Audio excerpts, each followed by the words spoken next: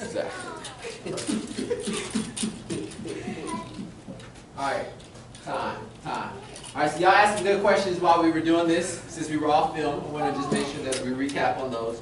Your why doesn't have to be anything specific in terms of like either a paragraph or 2 sentences or a word or a phrase. It has to encapsulate what you want to use as your driver. Okay?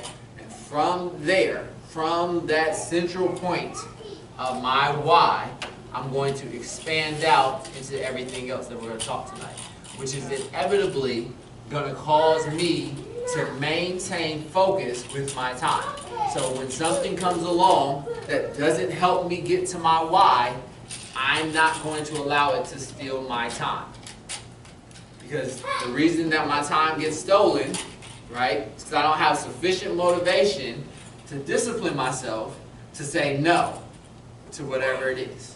And so I've got to come to the place practically where I can turn off the notifications on my phone, where I can say, do not disturb me during this half hour. Well, I'll roll out of bed and say, you know what? Tonight, when I'm thinking about all these ways to sabotage myself, let me go ahead and come up with a solution to them. I ain't gonna have nothing to wear in the morning. Let me find it. Lay it out. I ain't gonna know where my shoes are. Let me put them right where I'm gonna know where they are. I'm gonna be tired in the morning. Let me go to bed a little bit earlier. Push record on my favorite TV show so I can come back and watch it later. You know, whatever it takes so that you can accomplish via your time management your why. Because of course it's Time Management Tuesday. So that's what we're working towards, okay? So, purpose, passion, and gifts. What I realized about myself, so like I said, my why, right, be as successful as possible for my family, was not going to accomplish what I needed it to accomplish. So my why became, instead, as I realized that my gifts and my passion lie in teaching and communicating truth in a way that helps people to come into insights. Not deeper insights like, ooh, mystical, spooky, the revelation that nobody else knows but me, right? Nothing like that. But stuff that should be simple, but sometimes takes somebody to just spend a little time or connect the dots in a way that you didn't know or see before. I realized that that's like my passion. I like seeing the light of understanding. I like seeing people be like, I would never have seen it this way, or man, now I'm more excited about studying this. I like helping and answering because I feel like that gives me impact. I'm pretty good at it. So I realized that it might be a gift. That might be an area for me to work. So that's gifts and passion. So my purpose as a Christian is to make disciples. So that became my why. Everything that I do when it comes to how I'm going to manage my time, everything that I do when it comes to what I'm going to give my energies and my resources to, is going to stem from this idea of making disciples. How am I making disciples? How am I encouraging you? How am I strengthening you? If you're a believer, it's my job to give you the tools to be successful. Deepen your relationship with God, understand who He is better, endure the trials of life, walk this walk a little bit closer, etc., etc. That's my why. And so from there, my mantra, make disciples. So we're from climbing the mountain to make disciples. I'm out there running, make disciples. I'm out there working out, make disciples. I'm going to get up in the morning and pray, make disciples. When I speak to you and give you a word of encouragement, make disciples. When I post a motivational video or a leadership training, make disciples. Make disciples. Make disciples. Make disciples. That's my mantra. When I'm deciding whether or not I'm going to spend time on my phone, is this helping me make disciples? When I decide which phone call to pick up and which not to answer, is it going to help me make disciples?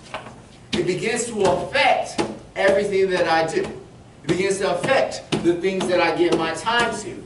What I allow to rent my headspace. Am I going to watch this movie or not watch this movie? Is it going to help me make disciples?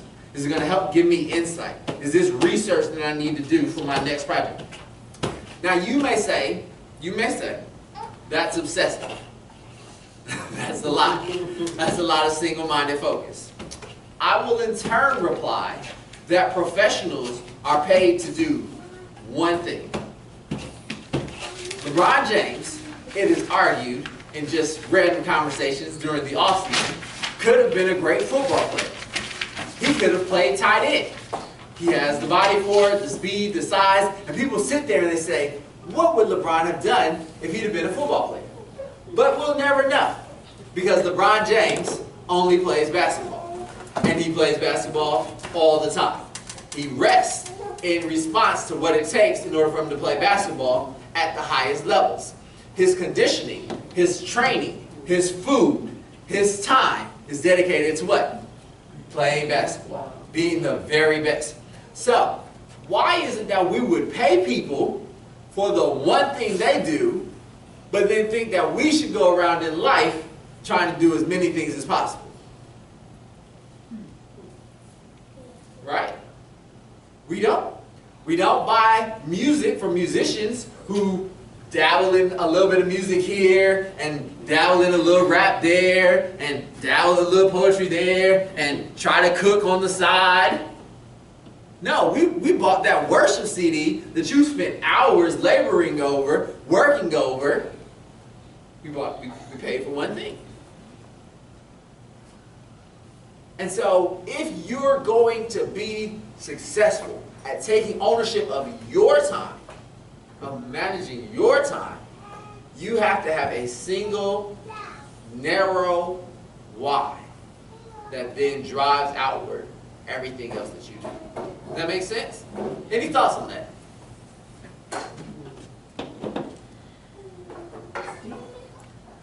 I don't like it. Because it doesn't let you have an excuse for not doing. Right. It doesn't give you an out for making an excuse. It drives you to the place of, I need to do this. Right. And if I don't do this, it's me making a personal choice not to be the best that I could be.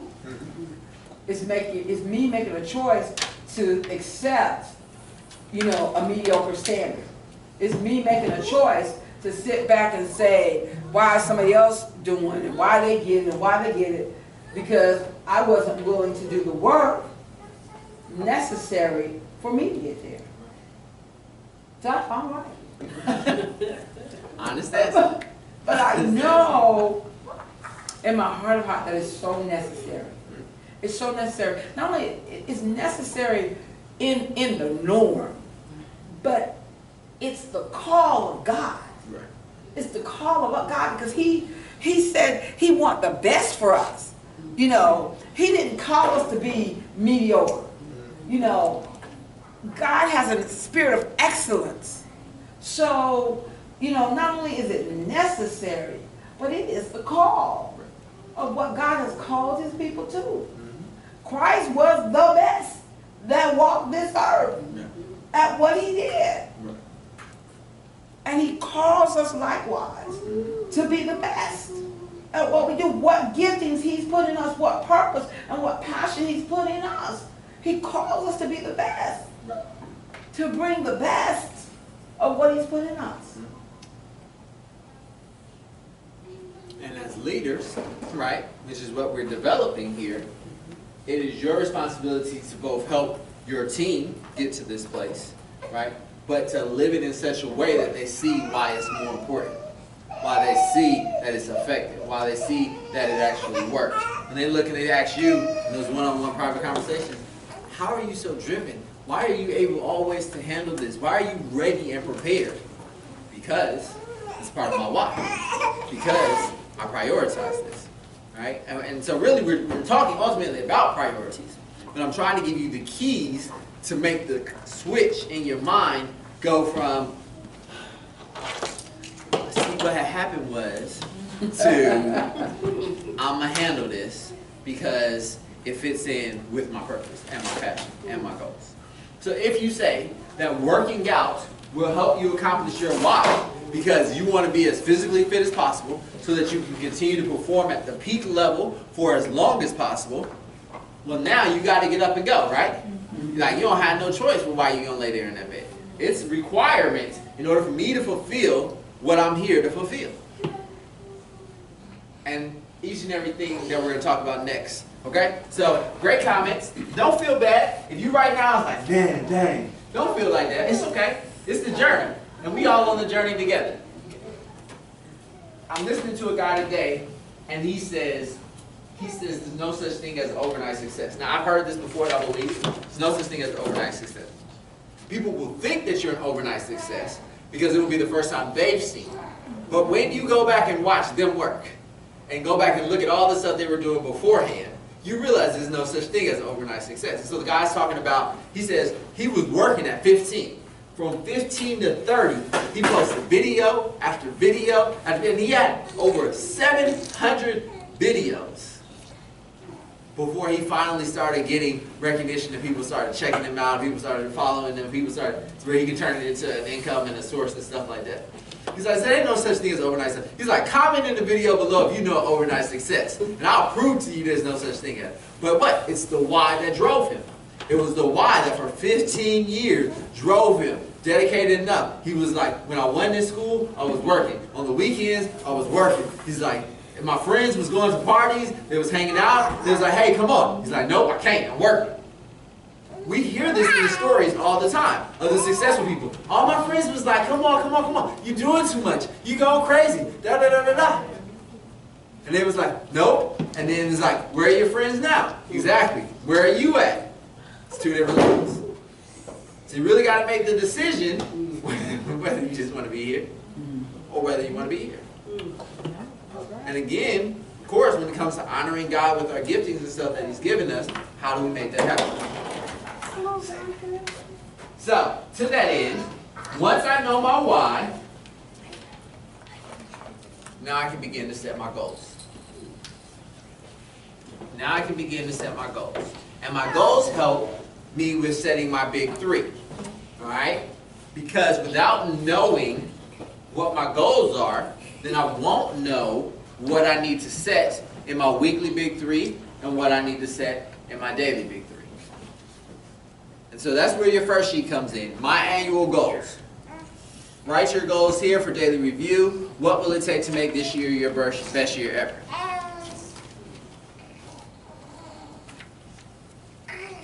So now there's 1 quarter left in this year. This is the beginning of 4th quarter. 1 quarter left, October, November, December. So, it's at this point too late for you to accomplish some year-long goals, but there are some things that you can begin to do that'll form a habit as you head into next year. So I want you to think about that. So now you've started your why, and now I want you to think about your goals. Now goals should be things that are actionable. And when I say actionable, I mean something that you can actually do.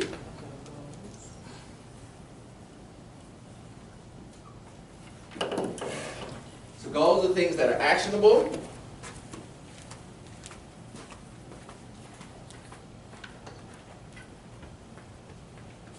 Goals have left and right boundaries.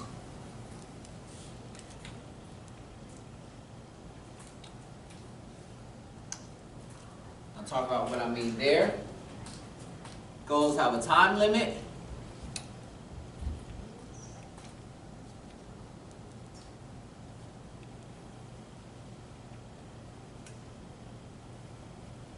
And goals will force you to stretch yourself.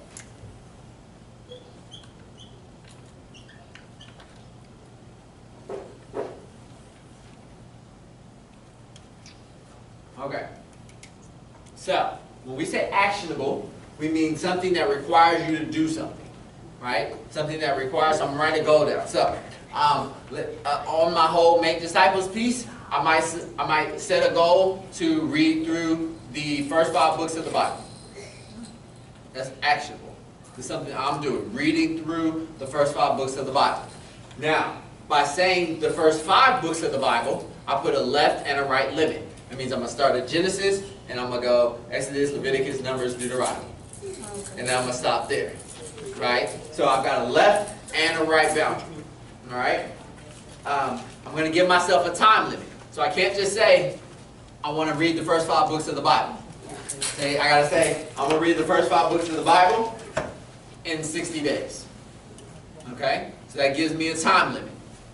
And then I want to stretch myself. Now, in my case, I've read the first 5 books of the Bible.